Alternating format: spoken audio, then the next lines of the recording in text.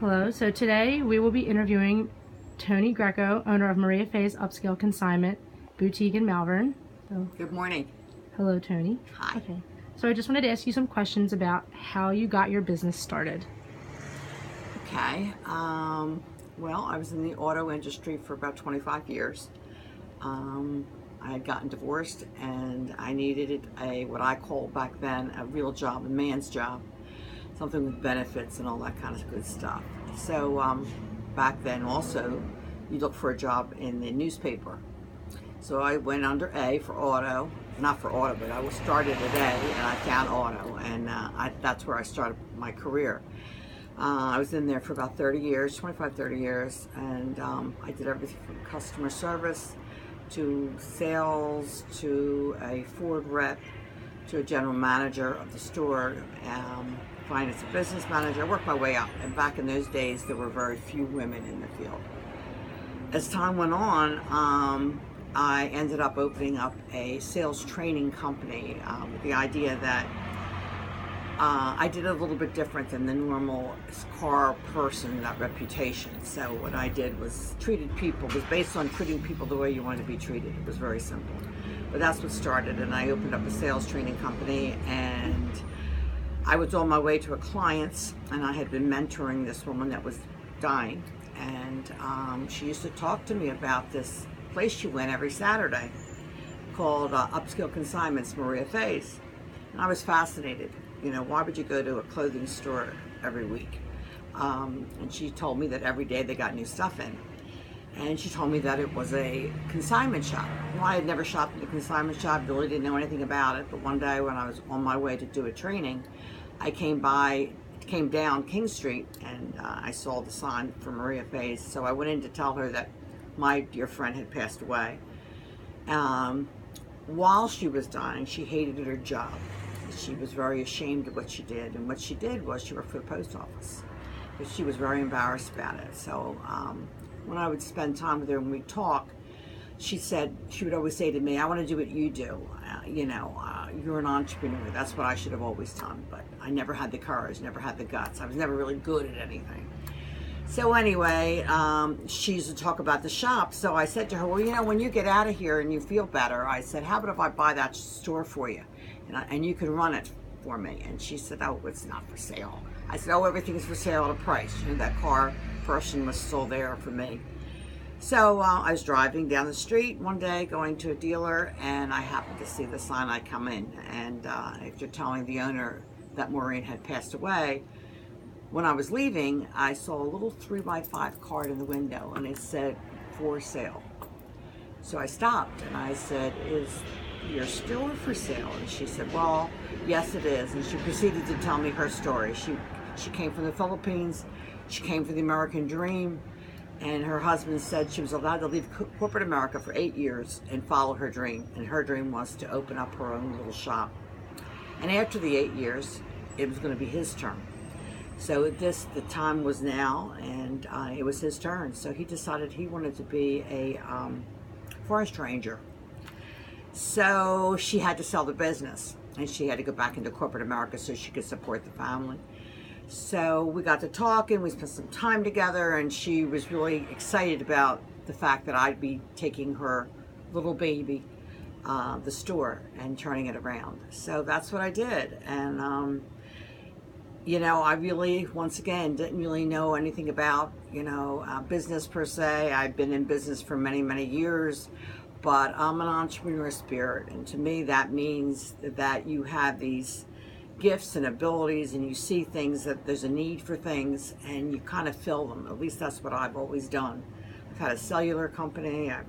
I've had this boutique. I have a children's store. I opened a consignment furniture store. And it was always about the time of my life that I was going through and going in. When my children started having babies, I thought, well, wouldn't it be nice to have, a boutique of consignment for kids? And when I left the automobile industry and no longer needed the suits, what am I going to do with these expensive suits and expensive shoes and bags for corporate life? And I thought, wow, it'd be great to be able to give them to somebody else and make a little money on the side. I downsized out of a big house in Westchester, and once again found myself moving to a smaller place, and what do I do with all these gorgeous things that I had collected over the years, and I opened up a furniture shop. So that's kind of the way that it works for me, and I do what I do because I love what I do. Okay, that was really good. That was very inspiring. Okay. What would you say are the biggest challenges you face as an entrepreneur? I guess one of the biggest challenges is listening to my gut. Like I said before, my businesses have always surrounded with something that I looked for, that I needed, and was lacking in my life at that period. And when I'd come up with these ideas, these ahas, I acted on them. And a lot of people come up with great ideas, but they don't have, whether it's courage or whatever it is, they don't act on them. And that's really what I've done. That's probably been the hardest thing, is sometimes people looking at me and saying, "You're doing what?" So. Okay, that makes sense. Fear is usually the worst enemy. Okay. And then what would you say are you would find the greatest advantage as being an entrepreneur? What do you love most? Oh, wow, so many things. Probably the biggest is creativity. When it's your own business, regardless of what it is, you get to do it your way, do it inspiring, do it trying things that you can't try by yourself. At one point in my life, in one point in my career, I decided to go to work at corporate America. I thought I needed like a real job. So I did, and I applied, and they hired me, and went through a lot of interviews, and I was traveling all over the place, and and I hated my job every day. Every day I was fulfilling someone else's dream, not mine. And I decided that, who better to take a risk with me than me?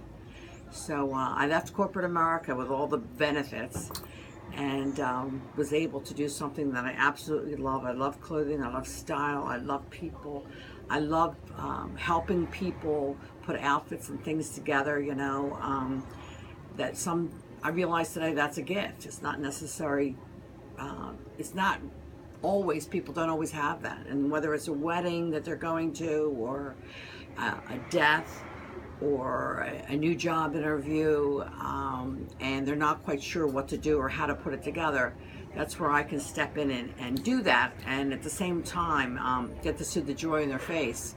And a lot of my consigners take pictures and bring them back to me, and same thing with kids. I like the opportunity that I had. One year I went out and decided I was going to get a big van, I was going to pick furniture up and drop it off and do all this stuff, totally forgetting what my purpose was. And my purpose was to have the product here for other people to come to me. So I ended up donating this big old yellow school bus, and it's in Africa today.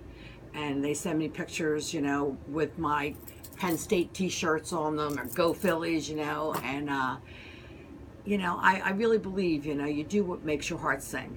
And if you do that and you follow that, you'll have a full life. Okay, I definitely agree with that. So if you could give any advice to entrepreneurs or prospective entrepreneurs, people who are thinking about going into studying it, what would you say to them? I guess what I would say to them, that